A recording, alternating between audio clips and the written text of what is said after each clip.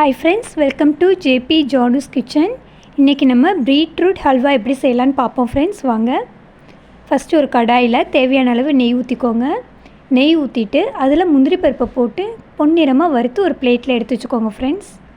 துருவி வச்சுருக்க பீட்ரூட்டை மீதி இருக்க நெய்யில் போட்டு வதக்கி அதில் கொஞ்சம் தேவையான அளவு தண்ணி ஊற்றி நல்லா வேக வச்சு எடுத்துக்கோங்க.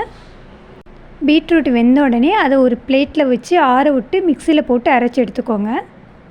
ஒரு கடாய் வச்சுக்கோங்க. அதில் நம்ம அரைச்சி வச்சுருக்கக்கூடிய பீட்ரூட்டை அதில் போட்டு நல்லா மிக்ஸ் பண்ணிக்கோங்க. தேவையான அளவு மண்டவளத்தையும் ஆட் பண்ணி அடிப்பிடிக்காமல் மிக்ஸ் பண்ணிக்கோங்க.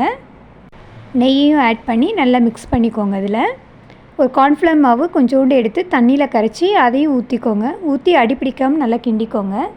கொஞ்சம் கொஞ்சமாக நெய் ஆட் பண்ணி நல்லா கிண்டி விட்டுக்கிட்டே இருங்க. நெய் பிரிஞ்சு மேலே வரக்கூடிய ஸ்டேஜில் முந்திரி பருப்பு போட்டு இறக்கிடலாம். சூப்பரான சுவையான பீட்ரூட் ஹல்வா ரெடி ஆயிடுச்சு. இந்த வீடியோ பிடிச்சிருக்குன்னா லைக் பண்ணுங்கள், ஷேர் பண்ணுங்கள், கமெண்ட் பண்ணுங்கள், மறக்காமல் சப்ஸ்கிரைப் பண்ணிக்கோங்க. தேங்க்யூ, பாய்.